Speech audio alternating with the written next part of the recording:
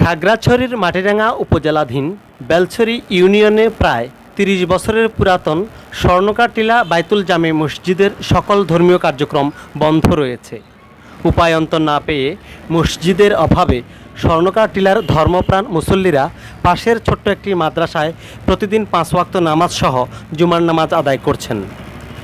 বছরখানেক পূর্বে এলাকাবাসীর উদ্যোগে মসজিদটির জরাজীর্ণ অবকাঠামো ভেঙে নতুন করে ভবন নির্মাণের উদ্যোগ গ্রহণ করা হলেও পরে এলাকাবাসী পর্যাপ্ত অর্থের যোগান দিতে না পারায় বর্তমানে নির্মাণ কাজ সম্পূর্ণ বন্ধ রয়েছে। আশেপাশে কোনো মসজিদ নাই, বহুত দূরে, মনে করেন বেলছড়ি ওদিক পাঞ্জাবি ঠেলা।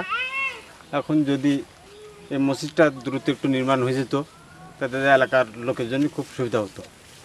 মাদ্রাসায় মসজিদের কার্যক্রম পরিচালিত হওয়ায় মাদ্রাসা শিক্ষা কার্যক্রম ব্যাহত হচ্ছে প্রতিদিন।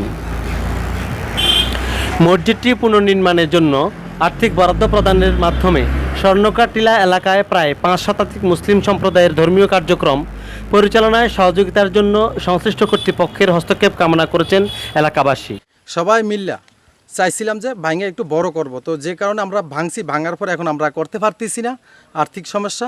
মসজিদে নামাজ পড়তে আমরা মুসল্লিরা অনেক হিমশিম খাইতেছি। মসজিদে যদি হয় তাহলে আমরা সুন্দরভাবে নামাজ কালাম করতে হবে। এ বিষয়ে মসজিদ পরিচালনা কমিটির ভারপ্রাপ্ত সভাপতি মোহাম্মদ আমানুল্লাহ বলেছেন, এলাকাবাসীর প্রচেষ্টায় মসজিদ পুনর্নির্মাণের কাজ শুরু করলেও অর্থের অভাবে কাজটি সম্পাদন করা সম্ভব হচ্ছে না। একটা উদ্যোগ নিলাম যে এটা একটা বড় করা দরকার, যেহেতু সমাজের লোকজন বেশি হয়ে গেছে, যার কারণে একটু বড় করা দরকার। সেইভাবে আমরা কিন্তু আমাদের সেই ঘরটা ভাঙিয়া এখন বড় করার জন্য কিন্তু আমরা এই যে সম্পূর্ণ ফিলারের জায়গা যেগুলো করার দরকার, গর্ত করার দরকার, সেগুলো কিন্তু আমরা স্থানীয় ইউপি সদস্য গোলাম মোস্তফা বলেছেন, মুসল্লিদের নামাজ পড়ার পর্যাপ্ত জায়গা না হওয়ায় নতুন ভবন নির্মাণ করা প্রয়োজনীয়তা দেখা দিয়েছে।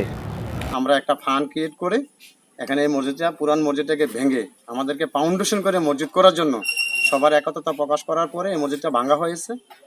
তো আমি সরকারের কাছে জোর অনুরোধ জানাবো যাতে আমাদের এই ৫ নং বেলছড়ি ইউনিয়নের ৩ নং ওয়ার্ডে যে স্বর্ণকার টিলা নামক স্থানে যে মসজিদটি, সেটার দিকে সুদৃষ্টি দেওয়ার জন্য। এ বিষয়ে বেলছড়ি ইউনিয়ন পরিষদ চেয়ারম্যান মোহাম্মদ নজরুল ইসলাম জানান, স্বর্ণকার টিলায় অনেক লোকের বসবাস, সেখানকার মসজিদটি পুনর্নির্মাণ করা খুবই জরুরি। লোকের বসবাস, মসজিদটি জরাজীর্ণ একটা অবস্থা ছিল। তারপর এলাকাবাসীর উদ্যোগে আমরাও কিন্তু এই অনেকবার চেষ্টা করেছি বিভিন্ন দপ্তরে বা আলাপ আলোচনা করে। তো আসলে সরকারি বরাদ্দ আসলে অ্যাভেলেবেল তো এইভাবে নাই।